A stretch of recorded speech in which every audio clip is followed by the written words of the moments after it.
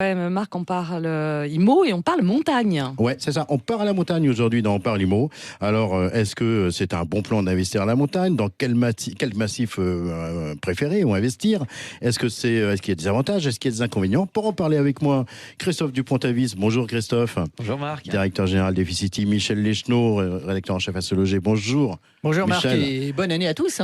Ben merci, à vous également. Et merci. Corinne Joly, présidente de PAP.fr. Bonjour Corinne, bonne année également à Bonjour. vous.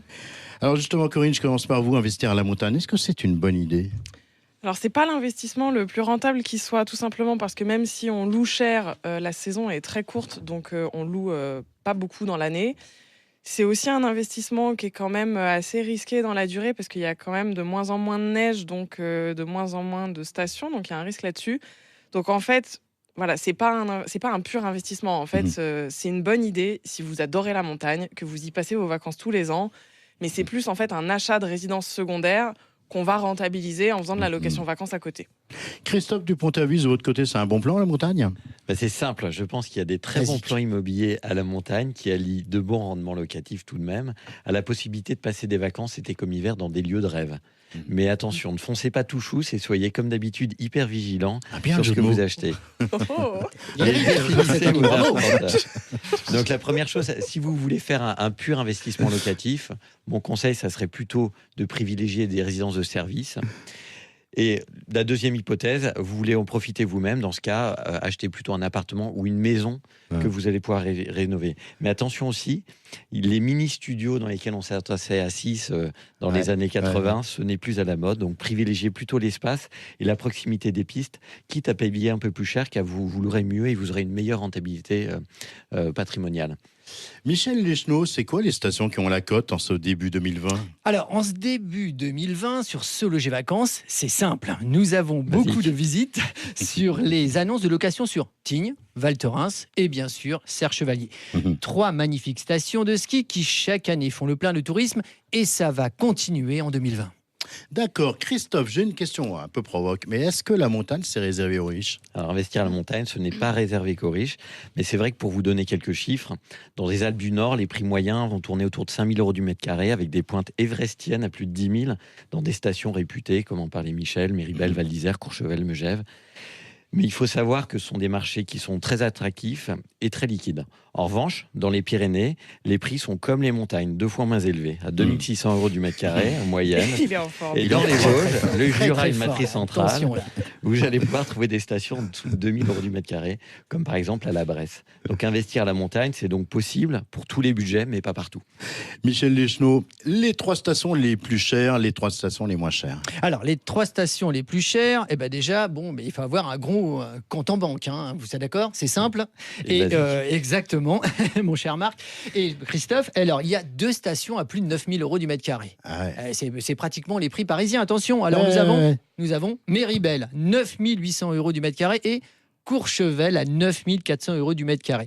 Et puis, ensuite, vraiment de très très près, il y a Megève avec 8 700 € du mètre carré. Ces 3 stations se trouvent en Savoie et en Haute-Savoie. Et puis à l'autre bout du palmarès, nous avons le Corbier. En Savoie, toujours. Et là, on a à peu près un prix de 2 000 € du mètre carré. Donc là, on est plus pour les pauvres. Vous avez bien compris. Ou encore, attention, Aragonais. Dans les dans les Hautes-Pyrénées. C'est hyper mignon quand même. C'est très très sympa. Et en plus, c'est pas très cher parce que c'est 2 000 € du mètre carré. Allez-y, c'est pas cher. Vous en avez aussi, Corinne, des stations où les prix du mètre carré sont abordables? Oui, en fait, il y en a pas mal. C'est juste qu'il faut descendre en altitude, donc avec le risque que j'évoquais précédemment à l'avenir, est-ce qu'il n'y aura pas moins de neige là-bas? Il y a les stations, il y a des petites stations qui sont reliées au grand domaine skiable, donc ça peut être un bon plan, parce que pour les vacanciers, ils ont quand même accès à toutes les grandes pistes, mais ça revient moins cher. Et il y a aussi les stations qu'on appelle les stations villages, qui ont le mérite d'avoir un peu plus de charme. Je vais citer Villard-des-Lans sur le plateau du Vercors, à côté de Grenoble, les Sept-Lots, Champs-Rousses, Alvar. C'est des petites stations, mais elles ont quand même pas mal de charme, donc ça peut être des bons plans. Et puis, c'est là où passent aussi les vacances. Souvent, les locaux, les Lyonnais, Grenoble, etc., vont dans ces stations-là. Champs-Rouge, c'est à 20 minutes de Grenoble. Voilà, donc il y a pas mal de locaux, donc c'est pas mal parce qu'on peut louer les week-ends assez facilement. Ouais. Ça permet d'avoir une. Et vous avez raison, sur les stations de moyenne montagne, c'est souvent intéressant. Moi, dans les Hautes-Alpes, à Risoul, par exemple, vous avez des biens très très intéressants à 1200 mètres, quoi. Ouais, absolument. Quand on parle de montagne, on pense souvent aux Alpes. Alors, Christophe Dupont-Avis, quels sont vos coups de cœur à vous en dehors des Alpes? Moi, je vous donne un plan en or. On vend en ce moment sur Efficity un appartement de 36 mètres carrés au pied des pistes dans la belle station de Bagnères de Bigorre. Et vous savez à quel prix? 55 000 €. Ah, ça fait rêver. Donc, à ce prix-là, ouais. C'est basique. Vous chaussez les skis l'hiver, vous randonnez l'été dans un environnement fabuleux. Michel, un bon plan? Alors, vous savez, Marc, moi là, je ne vais pas être très original. Pour moi, il faut miser sur les stations qui offrent les plus grands domaines skiables. Et savez-vous quel est le plus grand domaine skiable en France? Paradis Ski. Eh bien, Courchevel, les Arcs. Tout. On est sur les portes du Soleil en Haute-Savoie. Il y a plus de 600 km de pistes et avec 197 remontées mécaniques. Alors, même si les prix sont les plus chers, les grands domaines offrent une saison plus longue, généralement de mi-décembre à avril. C'est idéal pour amortir votre location. Christophe Dupont-Avis. On va vous poser une question maintenant. J'ai envie de vous poser une question sur la rentabilité. Est-ce que investir à la montagne, ça permet quel genre de rendement? Alors, ça va vraiment dépendre de l'utilisation de votre appartement. Et comme disait Corinne, en fait, si vous l'utilisez pour vous-même, votre rentabilité va beaucoup baisser.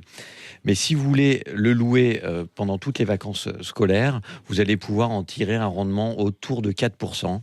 Mais n'oubliez pas la fiscalité dessus et préférez de la location meublée, puisque ça vous permet de payer moins d'impôts. Corinne, un dernier conseil, très rapidement, quand on veut investir à la montagne. Si vous ne pouvez pas vous payer les stations à 9 000 € le mètre carré qui sont en haute altitude, je pense que le bon plan, donc, ça consiste à aller plus bas. Et dans ce cas, il faut être vigilant aux activités d'été parce que ça va vous permettre d'élargir votre saison. Donc, il y a plein de stations qui ont investi justement dans les activités type VTT, canyoning, rafting, trottinerbe, des valpentes. Trottinerbe. Trottinerbe, c'est de la trottinette dans l'herbe. Voilà, et ça peut être un bon plan parce que du coup, vous allez louer plus souvent dans l'année, vous allez louer aussi l'été et ça peut augmenter votre rentabilité. Ok, donc on l'aura compris, investir à la montagne, ce n'est pas réservé qu'aux riches. On peut trouver des stations beaucoup plus abordables en changeant par exemple de massif. Merci à vous, à tous les trois, Corinne Joly, Michel Leschneau, Christophe Dupont-Avis et puis Laurence. On va se faire une petite pause, je pense. On part en trottinerbe. J'ai retenu le truc. C'est pas mal, j'aime bien. Allez, on revient pour la suite. On parle IMO, bien sûr, sur Sud Radio. Et tout de suite. Sud Radio, on parle IMO. Ah ben smart tous. Et c'est la suite du rendez-vous 100% Sud Radio dans la bonne humeur. Et c'est l'heure, mon cher Marc, de Réponse de Pro. PAP, site immobilier de particulier à particulier présente. Sud Radio, on parle IMO, Réponse de Pro. Et dans Réponse de Pro, Corinne Joly, présidente de PAP.fr pour une nouvelle séance de coaching immobilier. Donc Corinne, aujourd'hui, on va parler des notaires. Quand on vend un bien, il y a forcément, je crois, un passage chez le notaire. Oui, lorsque vous vendez ou que vous achetez un bien immobilier, vous devez obligatoirement passer devant un notaire. Il est le seul à pouvoir officialiser une transaction immobilière avec la rédaction de l'acte de vente. Ça se passe en 2 temps. Il y a d'abord un avant-contrat qui s'appelle soit compromis de vente, soit promesse de vente, dans lequel il y a toutes les conditions de la vente, le prix, les conditions suspensives, etc. et tous les documents du vendeur, les diagnostics, les informations sur la copropriété. Tout ça, c'est au moment du compromis de vente. Et puis, environ 3 mois plus tard, là, vous allez vraiment signer la vente, donc l'acte de vente.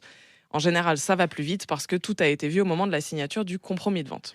Alors, moi, j'ai entendu dire que dans le cadre d'un compromis de vente, on pouvait se passer d'un notaire. C'est vrai ou pas ? Alors oui, c'est vrai, la loi permet encore de signer le compromis de vente sans notaire. Maintenant, nous, on vous le déconseille parce que la loi concernant les ventes, c'est quand même a ajouté pas mal de documents ces derniers temps avec les diagnostics et la copropriété. Donc, vous risquez d'en oublier. Donc, moi, je vous conseille d'aller chez le notaire dès le départ. D'autant que, point important, ça vous revient aussi cher. Les frais de notaire, de toute façon, le tarif est quand même fixé par la loi. Donc, c'est pareil pour vous. Donc, allez chez le notaire dès le compromis de vente. Alors, dès qu'on a un acheteur, il faut donc prendre rendez-vous chez le notaire. Comment on le choisit, ce notaire ? Alors, c'est assez simple parce que justement... Michel Leschneau ? C'était pas très compliqué. Des notaires, il y je en vous a en dans prie. toute la France et le choix du notaire est totalement libre. Premièrement, il faut savoir qu'il n'est pas lié à la situation du bien. Donc, un notaire est capable de traiter une vente n'importe où en France. Deuxièmement, il faut savoir que leurs prix sont grosso modo les mêmes. Ils sont donc fixés par la loi. Donc, c'est pas la peine de faire. Il n'y a pas de devis à faire avec les notaires. Ça coûte toujours la même chose. Donc, les 3 quarts du temps, on procède par bouche à oreille, c'est-à-dire qu'on demande aux gens qu'on connaît, qui ont acheté ou vendu, quel était leur notaire et s'il était bien. Et c'est comme ça que ça marche. Si jamais vous connaissez personne, nous, on a fait un partenariat avec un site qui s'appelle notrenotaire.fr et il vous fournit le notaire le plus proche de chez vous avec ses disponibilités et des appréciations. Alors, on dit souvent que le notaire s'occupe de tout, mais c'est quoi exactement son rôle ? Alors, comme j'ai dit, il a un rôle d'officialisation de la vente. Une vente sans notaire, ça n'est pas valable. Donc, déjà, il est obligatoire. Mais après, ce qu'il faut bien savoir, c'est qu'il a aussi un rôle de conseil. C'est lui qui rédige les actes. Donc, c'est lui, en fait, qui va vraiment tout lire dans le pavé que vous allez signer. Il va vérifier que vous avez fourni toutes les pièces annexes et il doit vous expliquer le contenu. Donc, par exemple, déjà, il doit vous expliquer toutes les conditions suspensives, c'est-à-dire les événements qui peuvent faire capoter la vente entre la signature du compromis et de l'acte de vente. Typiquement, s'il y a une condition suspensive d'obtention de crédit, c'est-à-dire que si l'acquéreur n'obtient pas son crédit, la vente est annulée, le notaire doit évidemment vous l'indiquer.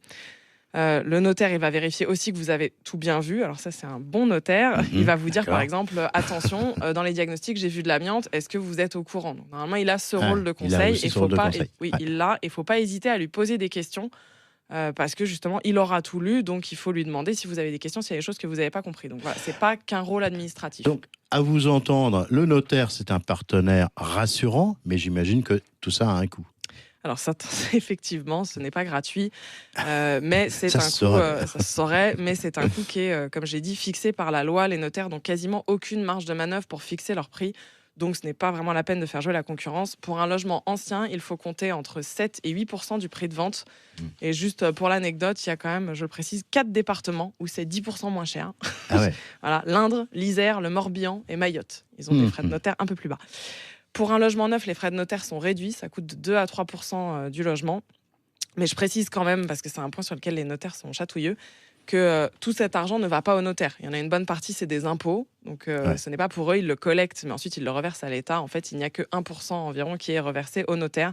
Si vous vendez votre bien 200 000 €, les acheteurs devront payer 15 000 € au notaire lors du compromis de vente. Mais sur ce montant, il n'y a que 2 400 qui va au notaire.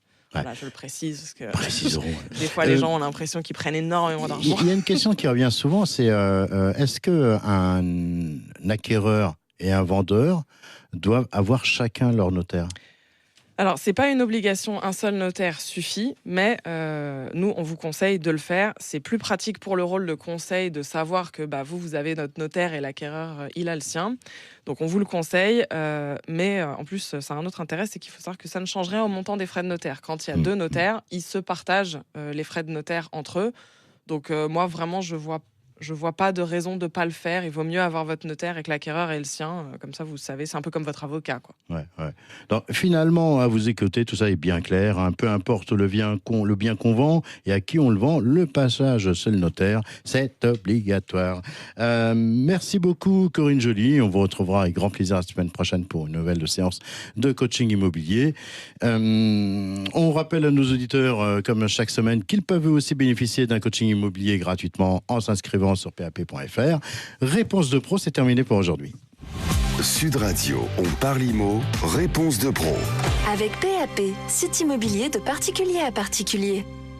Et avant de retrouver le 48 secondes de Frédéric Fougera, Marc, vous nous avez sélectionné, comme d'habitude, quelques coups de cœur cette semaine. Oui, et on profite de l'occasion de parler de la montagne aujourd'hui pour vous proposer un coup de cœur qu'on a eu à la montagne. C'est Patricia Maquet, Deficity, Périnet-Maquet. Patricia Périnet-Maquet, Deficity, qui nous propose aujourd'hui un bien à Megève, en Haute-Savoie.